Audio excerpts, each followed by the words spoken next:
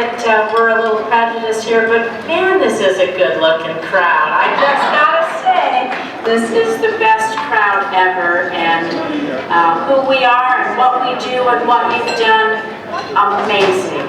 And we're going to continue to do it each and every day for the next 400 days and beyond.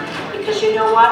I stand here tonight as a testament to what we can accomplish in the battle-born state if we put our minds to it, we put our phones to it, we put our feet to it, and we put those door knocks to it, because in 2018, you showed up.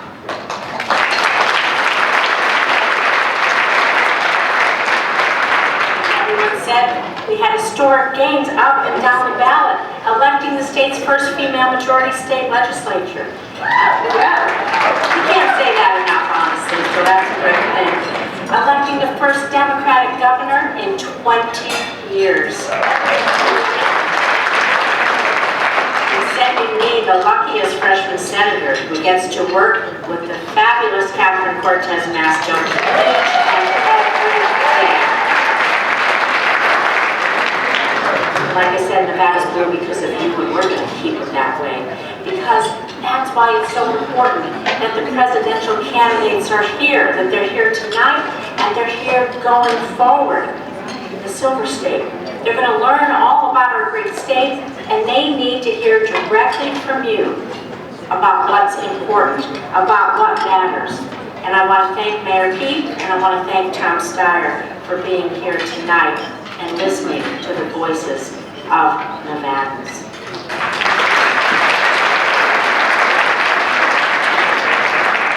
Now, as you know, we're first in the West, and in many ways, this is really the first test for the 2020 candidates. That's because of our diversity and the fact that we're a battleground state, battle-born and battleground. And our caucus is going to truly be the first test of viability in the general election. Because Nevada reflects the growing diversity of the Democratic Party and the broader American electorate. Nevada's Latino community, they make up nearly 1/3 of our state's population. We're home to the fastest growing AAPI population in the country. 14%, yeah, thank you. 14% of Nevadans are union members. I was one of those union members in Nevada when I was a young woman, waiting tables at Caesar's Palace to put myself through college. And so I want to thank all the servers and everybody that cooked the meal, served the meal, cleans up after us today. It's good work. And those union jobs matter in Nevada. So whether it's our growing Latino population, our AAPI, our African American communities, we have a huge population of young voters. They are mobilized. Our military families, they're a major source of strength for us. And of course, like I said, not just our culinary union, our organized labor up and down the state. We are union strong.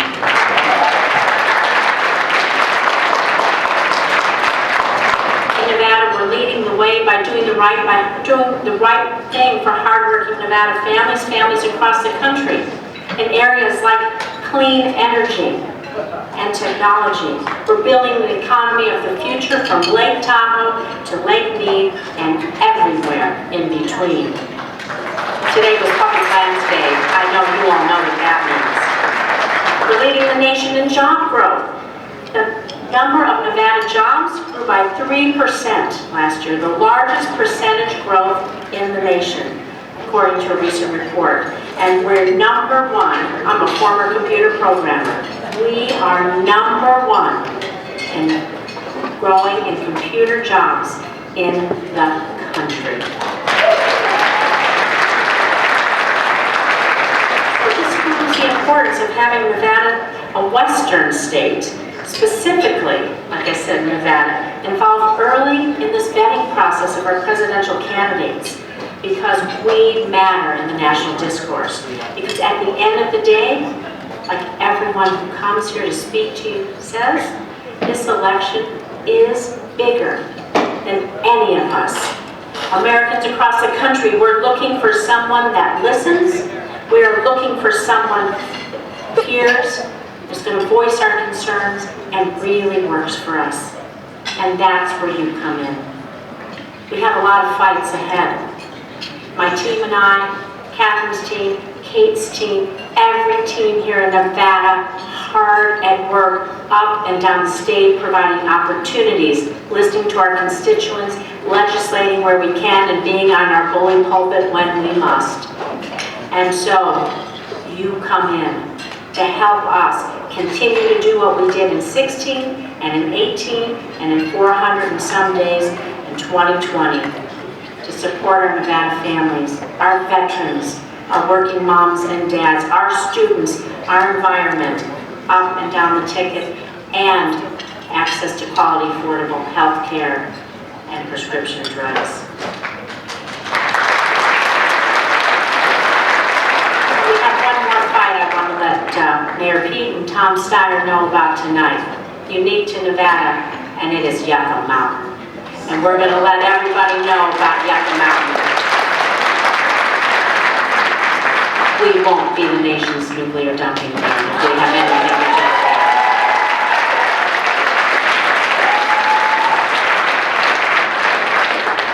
And so in the House, you have a wonderful delegation. In the House, Democrats have passed legislation to raise the minimum wage. We passed the DREAM Act, the Equality Act, legislation to close the gender pay gap. Just this week, we passed the Safe Bank Act to give safety for our marijuana businesses that bring revenue into our state. And the House passed over 200 days ago common sense gun legislation. Yeah, Mitch, we're going to ditch Mitch, but Mitch is preventing us, Senator McConnell, from making progress in the Senate. Everything comes through the House and it sits in a legislative graveyard. And so despite broad support from Americans on these issues, he won't bring anything to the floor. So that's what's on the line in 2020. We need to take back the Senate, and we need to elect Democrats up and down the ticket, and we need to put a Democrat back in the White House.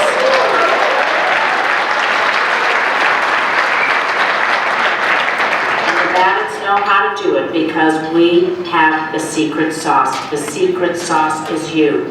And that's why we're counting on you to do what you did in 16 and 18 and make it happen again in 2020. Because last election, let me tell you what you did. You mobilized a record high number of voters. So we showed Nevada is capable of building that turnout. You knocked on literally hundreds of thousands of doors. I once spoke, there's men out here who made thousands of phone calls individually, to make hundreds of thousands of phone calls. You showed everyone Nevada's voice. And I can tell you when Catherine and I are in Washington, everybody asks us what the secret sauce is. I say that over and over again because as I look out on this crowd today, it is quite evident, and I want everyone to come to Nevada and know what we know. And so, during this time, for the next 400 and some days till next November, we've said this slogan before. What will we do? Who will we be? Will we stand up? Will we speak out? And will we fight back? We have shown we did it before, and we will do it again. So I appreciate each and every one of you. I know that you will never stop making your voices heard. You won't stop knocking, you won't stop calling, and you won't stop speaking out. We're going to fight the fight, and we will win again.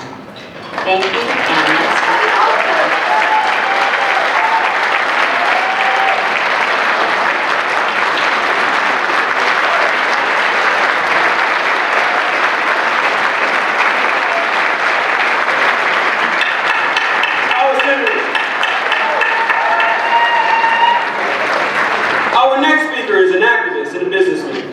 Who built a successful global business from scratch and has pledged to give most of his net worth to good causes in his lifetime.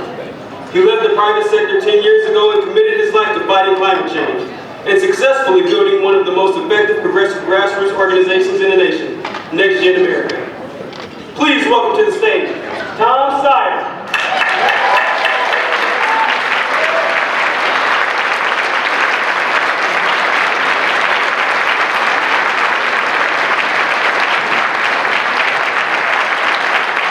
So I want to say what a great pleasure it is to be here in Nevada. This isn't my first time. The first time I came to Nevada was in 1976, when I came out here to get a job as a ranch hand outside Gardnerville. I was getting paid $100 a month, 6 days a week from 8 to 5, milking 2 cows before breakfast and 2 cows after dinner every day. Most fun job I've ever had in my whole life, and I've been coming back to Nevada ever since. So let me say this.